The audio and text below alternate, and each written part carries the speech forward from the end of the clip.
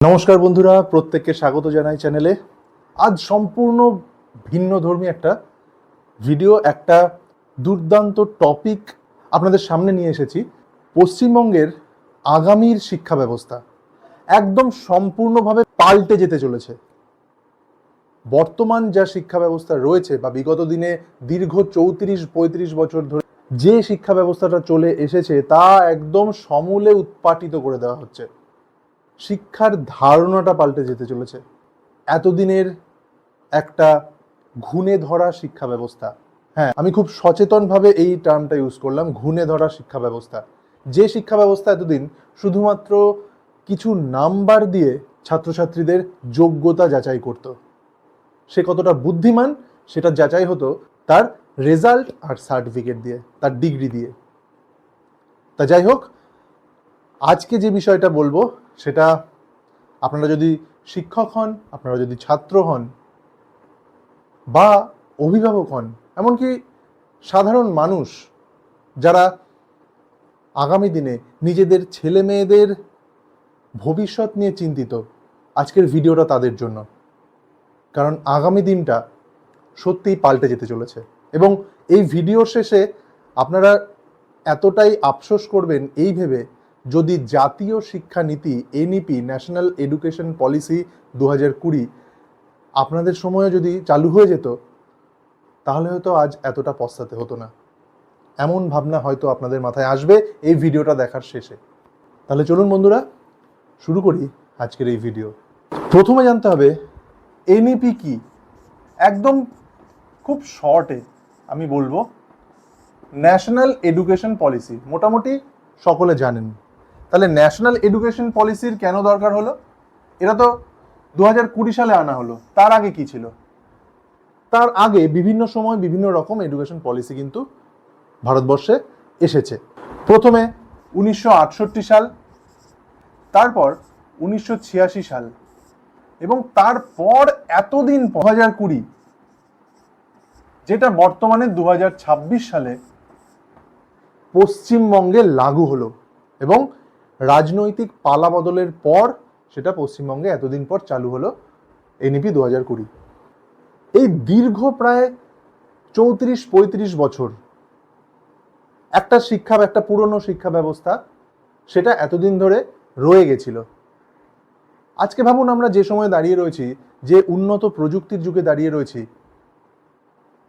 আজকের দিনে দাঁড়িয়ে মুখস্থ বিদ্যা অর্থাৎ কোনো একটা পড়া মুখস্থ করে চাকরি পাওয়ার দিন কিন্তু চলে গেছে। হ্যাঁ, এটা বাস্তব, এটা মেনে নিতে হবে আমাদেরকে। এখন আপনাদের যারা পড়াশুনো করছেন, আপনাদের মধ্যে যে সমস্ত দর্শকরা দেখছেন, যারা পড়াশোনা করছেন বা যে অভিভাবকরা দেখছেন, তাদের উদ্দেশ্যে একটাই কথা বলবো যে নিয়োগকারী সংস্থাগুলো তাদের কর্মীদের নিয়োগ করবেন, তারা কিন্তু ছাত্রদের সার্টিফিকেটের দিকে অতটা ইন্টারেস্টেড নন। সেই সমস্ত ক্যান্ডিডেটরা কতটা স্কিলড, কতটা টেকনিক্যাল নলেজ রয়েছে, কতটা সিচুয়েশন হ্যান্ডেল করতে জানে, টাফ সিচুয়েশনে সিদ্ধান্ত নেওয়ার ক্ষমতা তার কতটা, সে কতটা ক্রিয়েটিভ এবং বাস্তব জীবনে তার কতটা অভিজ্ঞতা, এই পুরো বিষয়গুলো কিন্তু দক্ষতা হিসেবে দেখা হচ্ছে আজকের দিনে দাঁড়িয়ে। আর এই সবটাকে মাথায় রেখে তৈরি হয়েছে এই এনইপি 2020। ভারতবর্ষের শিক্ষা ব্যবস্থাকে বিশ্বমানের জায়গায় পৌঁছে দেওয়া, একদম আন্তর্জাতিক স্তরে পৌঁছে দেওয়া। প্রথমে আসি, মূল পরিবর্তনগুলো কি হলো, এতদিন কি ছিল আর এখন কি হলো। এতদিন আমরা জানি 10+2,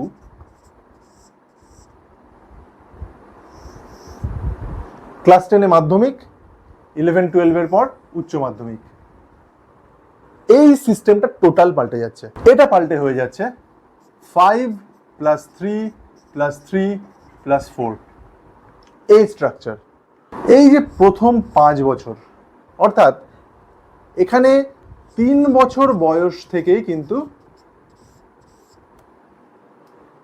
সে শিক্ষা ব্যবস্থার এই যে সিস্টেমটার মধ্যে ঢুকে যাচ্ছে একটি ছোট্ট শিশু, যখন তার 3 বছর বয়স। 3 থেকে 8 বছর বয়স পর্যন্ত চলবে এই স্টেজটা, এই 5 বছর, 3 থেকে 8 বছর পর্যন্ত এই স্টেজটাকে বলা হচ্ছে ফাউন্ডেশন স্টেজ। তার ফাউন্ডেশন, তার ভিতটা তৈরি হবে। আবার এই যে 5 বছর, তার প্রথম 3 বছর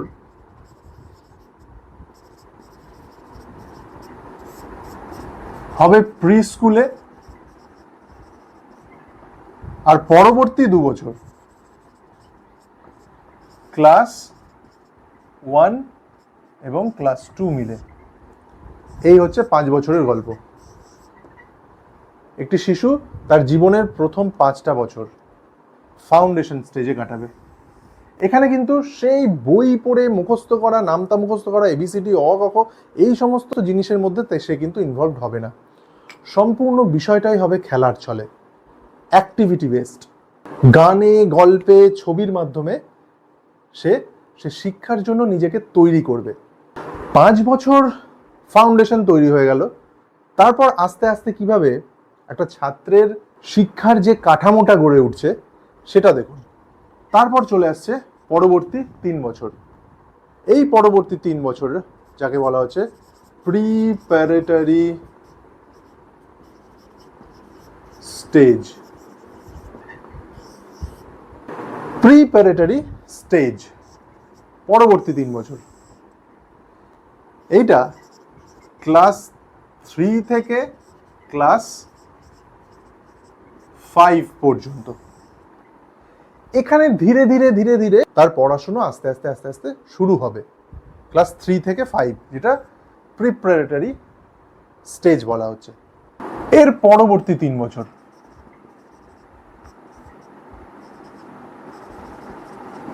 মানে মিডল স্টেজ।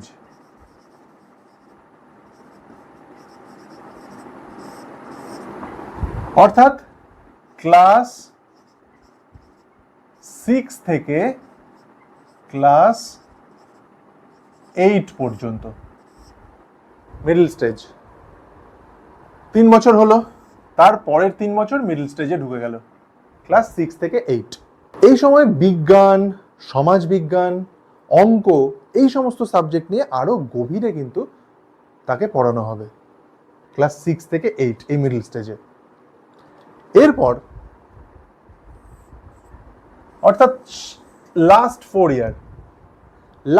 ইয়ার, এটা আমি বেসিক স্ট্রাকচারটা বলছি। তারপরে আরো চমকপ্রদ জিনিস কিন্তু এই এনইপির মধ্যে লুকিয়ে আছে, সেই বিষয়ে আমি আসছি। তার আগে এটা জানাটা খুব দরকার। এর পরবর্তী 4 বছর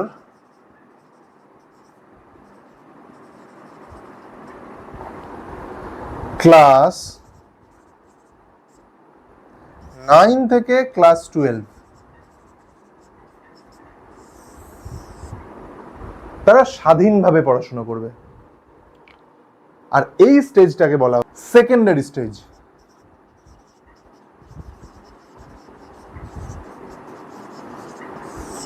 ক্লাস 9 থেকে 12, এই 4 বছর। তাহলে 5, 3, 3, 4 এই যে স্ট্রাকচারটা, তার পড়াশোনার যে স্টেজগুলো, এর মধ্যেই কিন্তু লুকিয়ে আছে হাজারো মজাদার জিনিস, যেটা পূর্বের ব্যবস্থা থেকে সম্পূর্ণ আলাদা। এবং এই শিক্ষা ব্যবস্থা থাকলে আগামী প্রজন্ম কিন্তু অনেক বেশি উপকৃত হবে, অনেক বেশি কর্মমুখী হবে। ঘরে বসে থাকার মতো মানসিকতা কিন্তু কারো তৈরি হবে না। কেন আমি বলছি, দেখতে থাকুন ভিডিওটা। এনইপির প্রথম যে গুরুত্বপূর্ণ বিষয় সেটা হচ্ছে মাতৃভাষায় শিক্ষা।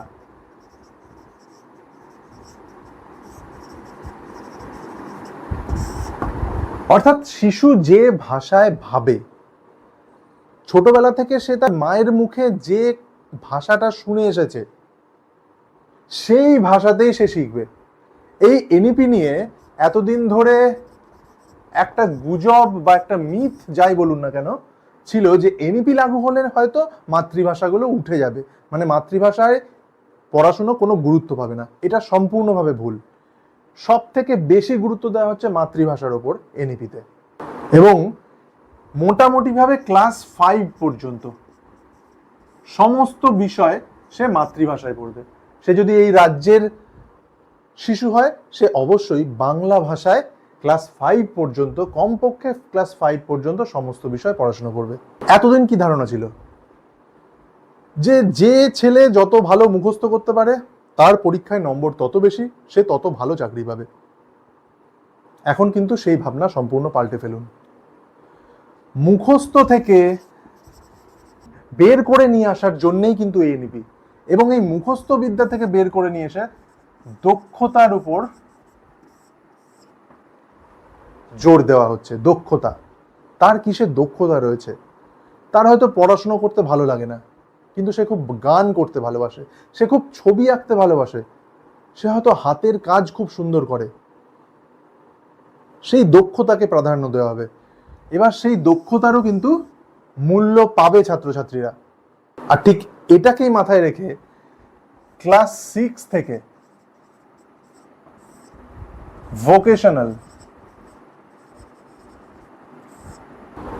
ভোকেশনাল এডুকেশন চালু করার কথা বলা হয়েছে। দক্ষতা ভিত্তিক হাতে কলমে কাজ শেখা, গার্ডেনিং এর কাজ হতে পারে, কাঠের কাজ হতে পারে, যে কোনো টেকনিক্যাল কাজ হতে পারে, কম্পিউটার সারানোর কাজ হতে পারে, কম্পিউটার অ্যাসেম্বল করার কাজ হতে পারে, কোডিং করা হতে পারে, সফটওয়্যার তৈরি করা হতে পারে। এর উদ্দেশ্য কিন্তু একটাই, যে ছাত্রছাত্রীরা এই মুখস্থ বিদ্যা থেকে বেরিয়ে আসুক এবং বাস্তব জীবনে চলার জন্য যে সমস্ত কাজের দরকার, জীবন ধারণের জন্য যে কাজের দরকার, সেই কাজগুলো হাতে কলমে শিখুক প্রতিটি ছাত্র। তাহলে এটা কিন্তু খুব বড় একটা পয়েন্ট, ভোকেশনাল, যেটা ক্লাস 6 থেকেই শুরু হয়ে যাচ্ছে, ভোকেশনাল এডুকেশন। এবার আমি যেটা বলবো সেটা হচ্ছে সব থেকে বড় চমক এই এনইপির। পুরো পরীক্ষা ব্যবস্থাটাই পাল্টে দেওয়া হচ্ছে। এর সম্বন্ধে আমাদের ধারণার বাইরে, আমাদের যেখানে চিন্তাভাবনা শেষ হয়, এনইপির চিন্তাভাবনা, এনইপির ফোকাস সেখান থেকে শুরু হয়েছে। এতদিন কি পরীক্ষা শুনলেই ছাত্রছাত্রীদের গায়ে জ্বর আসতো, ভাবতো কি না কি আমাদেরকে এত এত পড়া, এত এত সাবজেক্ট সব পরীক্ষার সময় মুখস্থ করে লিখতে হবে, যদি ফেল করে যাই তাহলে জীবনটাই শেষ। সম্পূর্ণ ভিন্ন জায়গা থেকে শুরু হচ্ছে এনইপি। এই ধারণা সম্পূর্ণ ভুলে যান এবার। এনইপি বলছে একদিনের একটা পরীক্ষা তোমার ভবিষ্যৎ বা তোমার জীবন গড়বে না। পরীক্ষা হবে ধারাবাহিকভাবে, প্রতিদিনের তোমার অ্যাক্টিভিটিসের ওপর, তুমি কেমন পড়াশোনা করছো, তুমি কেমন, তোমার আচরণ কেমন, তোমার প্রতিদিনের শৃঙ্খলা বোধ কেমন, তুমি কোনো বিষয় পড়ে সেটা কেমন বোঝাতে পারছো, এই সবটা কিন্তু সারা বছর ধরে চেক করা হবে। আর সেটাকেই বলা হয়, আমরা যারা শিক্ষক তারা জানি, ফরম্যাটিভ ইভ্যালুয়েশন। সেটা কিন্তু ধারাবাহিক একটা মূল্যায়নের প্রসেস। আর আমি যেটা বললাম যে পরীক্ষা, একটা পরীক্ষায় যে ফেল করা মানেই যে সব শেষ হয়ে যাচ্ছে, আমার জীবনটাই হয়তো শেষ হয়ে যাবে, এই ধারণাটা পুরো পাল্টে যাবে। ধরুন এমন অনেকে রয়েছেন যারা আর্থিক কোনো সমস্যার কারণে পড়াশুনো চালাতে পারেননি, বা হয়তো গ্র্যাজুয়েশনের প্রথম বছরটা পড়েছেন, পরবর্তী বছরে আর আর্থিকভাবে অতটাও ভালো জায়গায় ছিলেন না বলে সেটা চালিয়ে যেতে পারেননি। বা হয়তো এরকম মেয়েদের ক্ষেত্রে ঘটনা ঘটেছে যে গ্র্যাজুয়েশন করতে করতে তার বিয়ে হয়ে গেছে, সে আর পড়াটা চালিয়ে যেতে পারেননি। এনইপিতে এবার সেই সুযোগটা থাকছে। আপনি হয়তো একটা বছর পড়াশুনো করেছেন, পড়াশুনো চালিয়েছেন, কোনো গ্র্যাজুয়েশন করেছেন, সেই এক বছরই কিন্তু আপনার সম্পদ। আপনার সম্পূর্ণ কমপ্লিট করেননি কোর্স, কোনো দরকার নেই। আপনি 5 বছর পর আপনার আর্থিক অবস্থা একটু বেটার হলো, আপনি একটু পার্সোনাল লাইফে সেটেল হলেন, তারপর আবার ফিরে আসলেন, আপনার কিন্তু 1 বছর পর থেকে আবার পড়াটা শুরু হবে, আবার শুরু থেকে আপনাকে করতে হবে না। তার মানে আপনার এই 1 বছরের পরিশ্রমটা পণ্ড হলো না, উপরন্তু আপনি আপনার নিজের সময় মতো যখন আপনি সব দিক সামলে নিয়েছেন, সেটা আর্থিকভাবে হোক, ব্যক্তিগত কারণেই হোক, তারপর এসে নিজের সময় মতো আপনি পড়াশোনাটা চালাতে পারছেন এবং কমপ্লিট করতে পারছেন, তাহলে এই সুযোগটা কিন্তু আপনাকে এনইপি করে দিচ্ছে। তাহলে এবার বলুন তো, যারা ভিডিওটা দেখছেন, যারা বিভিন্ন আর্থিক কারণে বা বিয়ে হয়ে যাওয়ার কারণে গৃহবধূরা পড়াশোনা করতে পারেননি, তাদের আজকে দাঁড়িয়ে আফসোস হচ্ছে না, মনে হচ্ছে না যে আমাদের সময় যদি আজকে এনইপিটা চালু হতো, আজকে সত্যিই আমাদের জীবনটা হয়তো পাল্টে যেত? আর ঠিক এই জায়গাটাকেই বলা হচ্ছে মাল্টিপল এন্ট্রি এক্সিট। আপনার যতবার খুশি আপনি ঢুকছেন, আপনি বেরোচ্ছেন, এরকম না যে একটা রিজিড নিয়ম।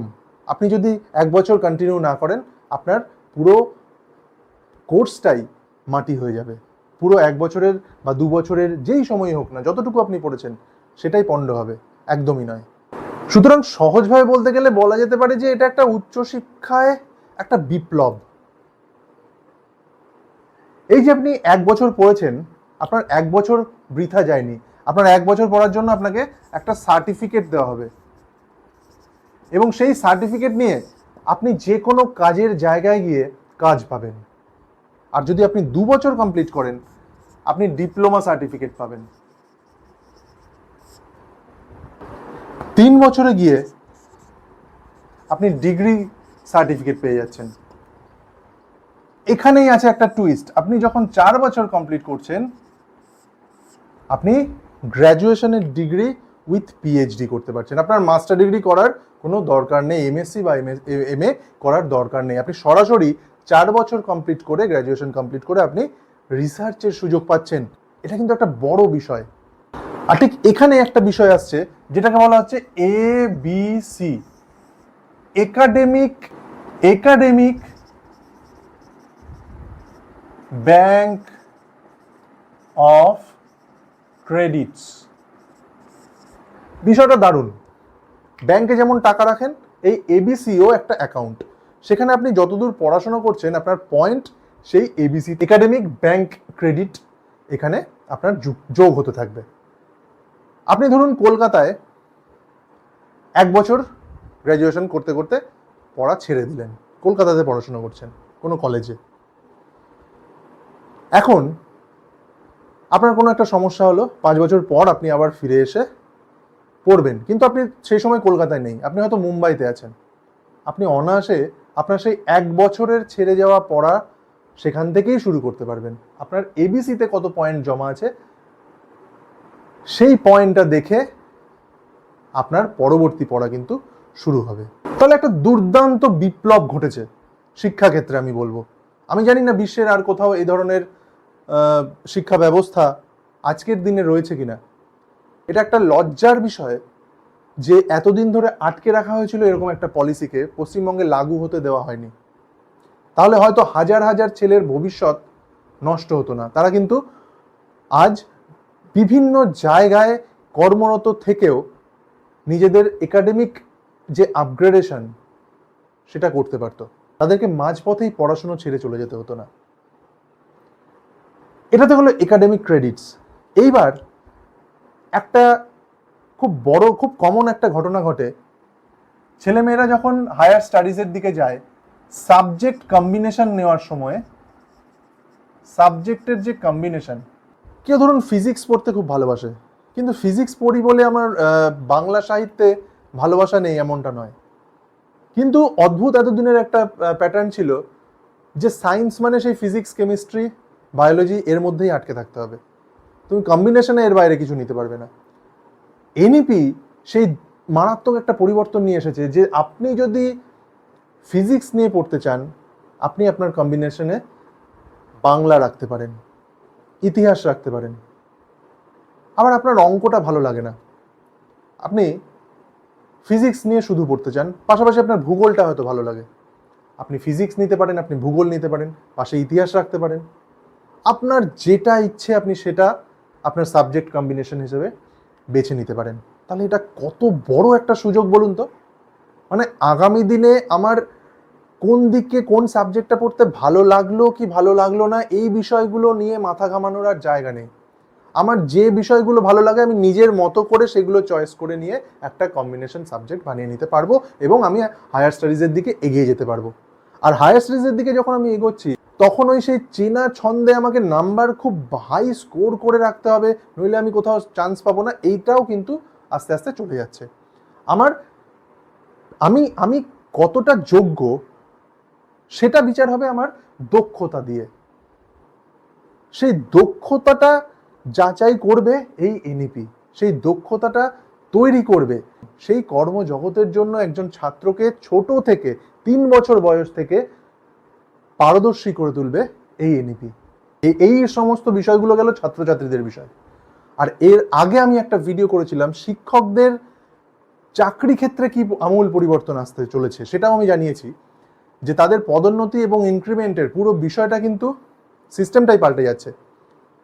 এখানে যেমন দক্ষতাকে বাড়িয়ে দেওয়া হচ্ছে, ঠিক শিক্ষকদের পারফরমেন্সের দিকেও কিন্তু নজর দেওয়া হচ্ছে। সেই বসে বসে মাইনে পাওয়ার দিন কিন্তু শেষ, অবশ্যই সেটা শেষ হওয়া দরকার। শিক্ষাক্ষেত্রে সেই বসে যাওয়ার কিন্তু সত্যি করে কোনো জায়গা নেই। নিজেকে সবসময় আপগ্রেডেড রাখা, সবসময় বিভিন্ন তথ্য সমৃদ্ধ রাখা, এটা কিন্তু একজন শিক্ষকের বেসিক ডিউটি। তাহলে সেই জায়গায় দাঁড়িয়ে আমরা কখনো বলতে পারি না যে আমাদের শেখা শেষ হয়ে গেছে। কোনো মানুষই হয়তো সেটা বলতে পারে না, কারণ শেখার সত্যিই কোনো বয়স নেই। আর আমি যদি শিক্ষার প্রফেশনে থাকি তাহলে তো সেটা আমার মিনিমাম ডিউটি, সবসময় নিজেকে আপগ্রেডেড রাখা। আর সেই জায়গাটাই এনইপি বলছে। শিক্ষকদের 50 ঘন্টার একটা ট্রেনিং করতে হবে। সেই ট্রেনিং কোয়ালিফাই করার পর, কোর্স কোয়ালিফাই করার পর, যেটা এই মুহূর্তে দাঁড়িয়ে রাজ্যের প্রত্যেক শিক্ষক এই মুহূর্তে দীক্ষা প্ল্যাটফর্মে একটি নিষ্ঠা বলে একটি ট্রেনিং করছেন। বেশ কয়েক ঘন্টার ট্রেনিং, প্রায় 50 ঘন্টার ট্রেনিং প্রতি বছর হবে। তার উপরই নির্ভর করবে তাদের পদোন্নতি এবং ইনক্রিমেন্ট। তাহলে শিক্ষাক্ষেত্রেও, শিক্ষাটাকে যারা পেশা হিসেবে নিতে চাইছেন তাদের ক্ষেত্রেও কিন্তু একটা পরিবর্তন। তাই শিক্ষাকে নতুনভাবে গড়ে তোলার ক্ষেত্রে কিন্তু একটা বড় বিপ্লব ঘটিয়েছে এনইপি। শুধু মুখস্থ বিদ্যা নয়, মুখস্থ বিদ্যা থেকে দক্ষতা, সেটাই হচ্ছে প্রথম প্রায়োরিটি। পরীক্ষায় যদি কেউ ফেল করতো তাহলে তার জীবন বা স্বপ্ন শেষ হয়ে যেত। এবার কিন্তু তার অবকাশ নেই। একটা নতুন দিগন্ত উন্মোচিত হতে চলেছে, একটা নতুন সূর্য উঠতে চলেছে পশ্চিমবঙ্গের বুকে। এবং আমরা যারা শিক্ষক তারা ভীষণভাবে আশাবাদী, এটা ভেবে যে নতুন প্রজন্ম একটা উপহার পেতে চলেছে ন্যাশনাল এডুকেশন পলিসি 2020, যেটা সত্যিই তাদের জীবন বদলে দেবে। এ বিষয়ে আপনাদের যদি কোনো মতামত থাকে অবশ্যই কমেন্টে জানাবেন। আর এমনই অজস্র ভিডিও পেতে অবশ্যই আমাদের সাথে থাকুন। আর প্রত্যেকে সুস্থ থাকবেন। ধন্যবাদ।